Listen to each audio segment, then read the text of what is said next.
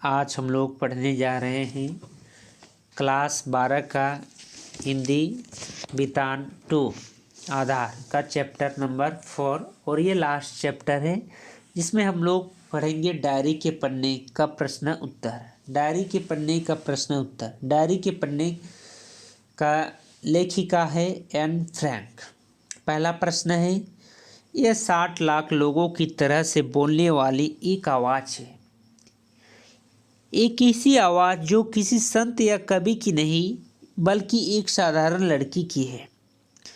ईर्ष्या हर बुन की इस टिप्पणी के संदर्भ में एन फ्रैंक की डायरी के पठित अंशों पर विचार करें।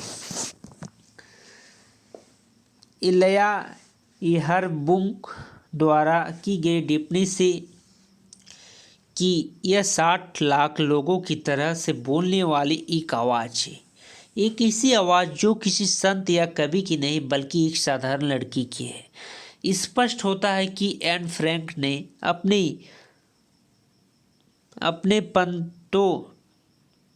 अपने पंतों में इन यंत्रों और भयंकर परिस्थितियों को उजागर किया है कि वह एक विशेष भोग रहा था। द्वितीय विश्व युद्ध के दौरान यहूदी समुदाय सबसे अधिक प्रभावित हुआ था। एन फ्रैंक ने जिन यंत्राओं को उजागर किया है वह न केवल उसके भोगी थी बल्कि जर्मन के प्रभाव में हॉलैंड के अनेक परिवारों को इन अकल्पनीय यंत्राओं से जूझना पड़ा था।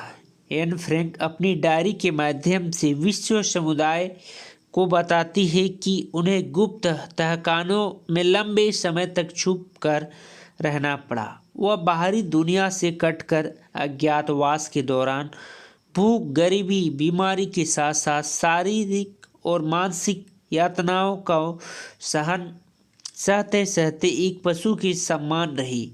न केवल वह बल्कि उसके साथ अन्य 7 सदस्य भी अमानवीय परिस्थिति में रहकर जीवन मृत्यु के बीच जूझ रहे थे।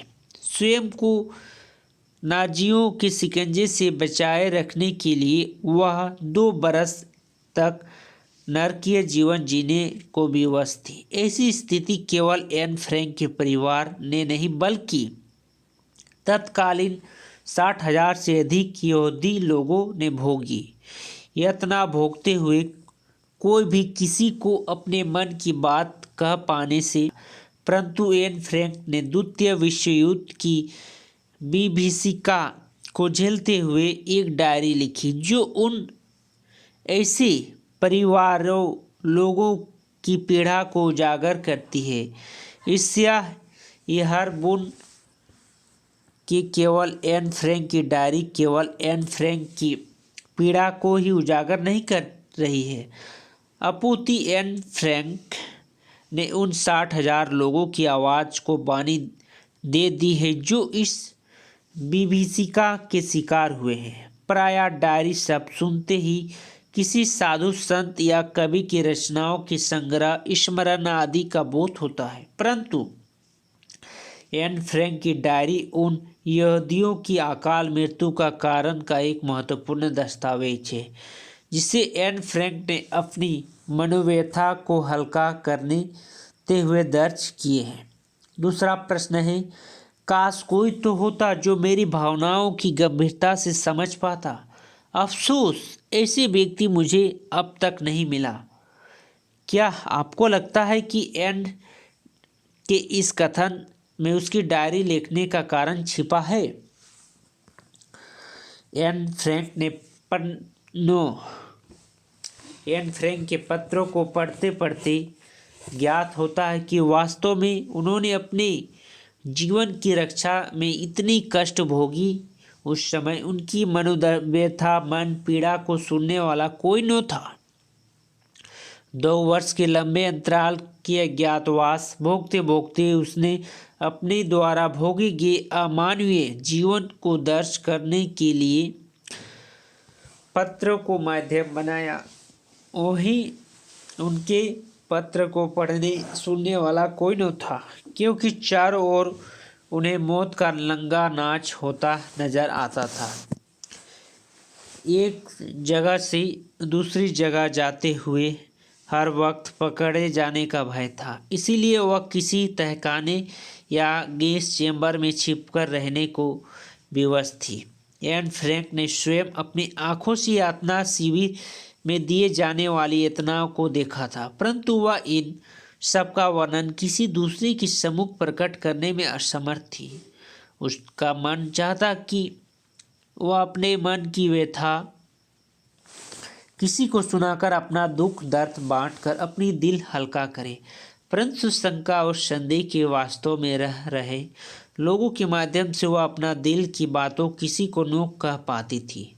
अतः भावुक कामना एन फ्रैंक के मन पुकार उठा कि काश कोई तो होता जो मेरी भावनाओं की गंभीरता से समझ पाता। अफसोस ऐसी व्यक्ति मुझे अब तक नहीं मिला।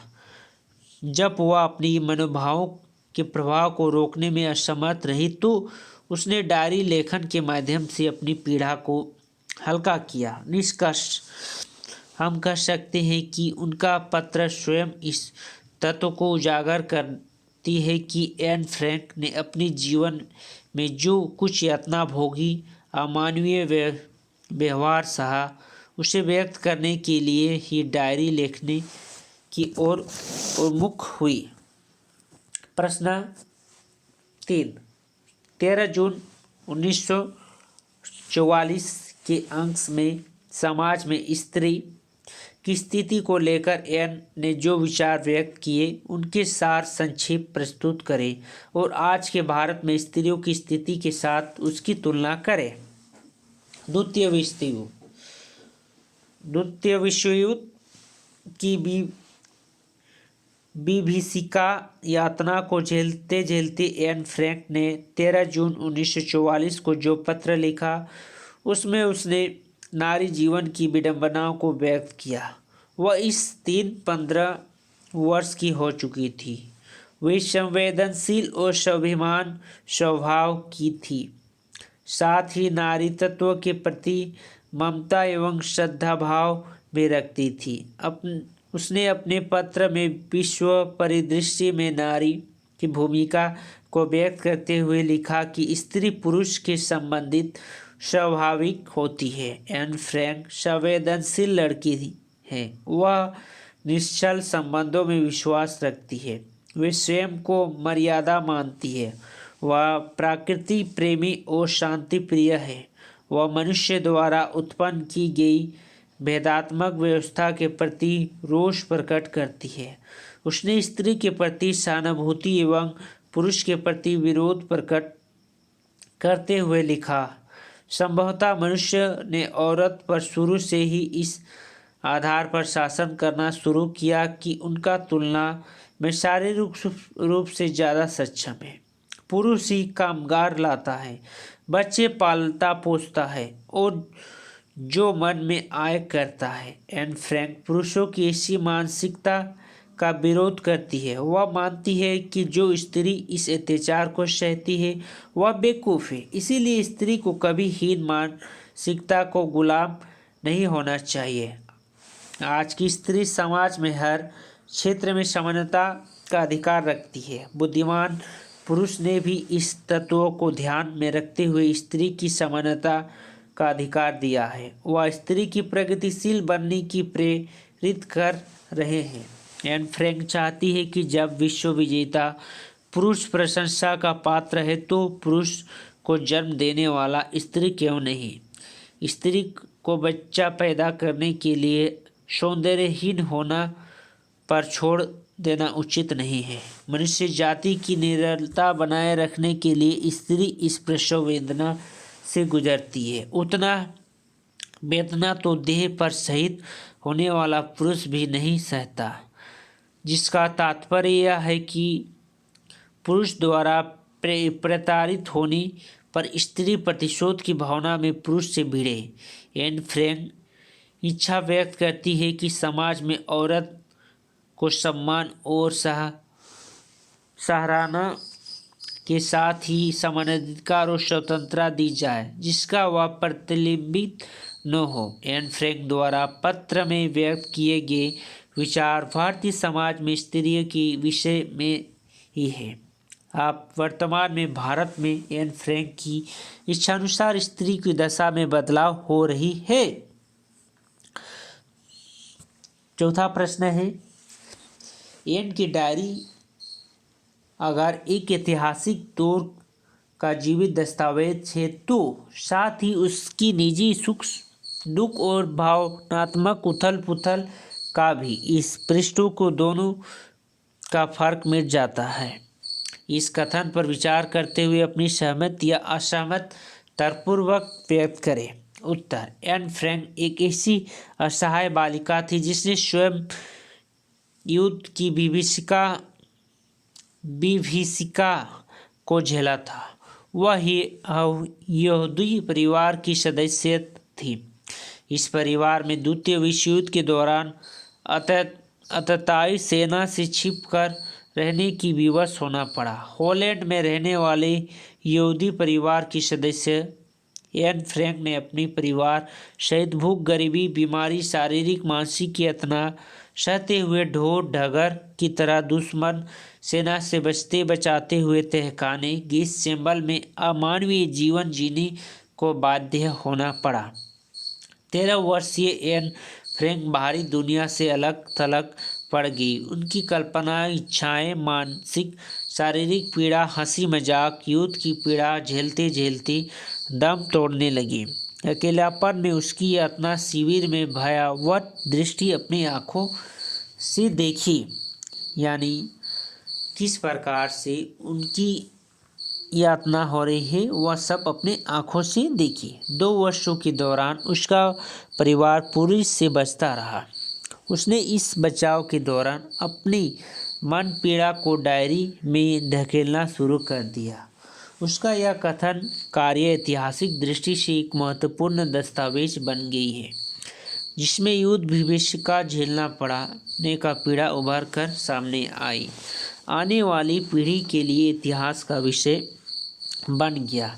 यही उसका यह डायरी पुलिस के हाथ लग जाती तो निश्चित ही 1942 से लेकर 1944 तक की बरसता का उल्लेख हम कहीं पढ़ने सुनने को न मिलती। यह सत्य है कि यह निजी जीवन कहानी है, परंतु यह ऐतिहासिक दृष्टि से द्वितीय विश्व युद्ध की विषय झेल रहे 60,000 यहूदी लोगों की जीवन की कहानी भी है। एन फ्रैंक की यह पत्र केवल भावनात्मक उथल पुथल के पुतले मात्र होकर ऐतिहासिक सत्य की उजागर करने वाली महत्वपूर्ण दस्तावेज है। उसके अभाव की द्वितीय विश्व युद्ध की विभीषिका झेल रहे लोगों के जीवन के दिनों की अपरिचित ही रहती है।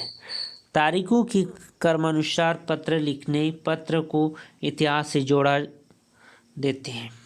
5वां प्रश्न, एन ने अपनी डायरी कीटा को सर्वाधिक चिट्ठी की शक्ल में लिखने की जरूरत क्यों महसूस ही होगी।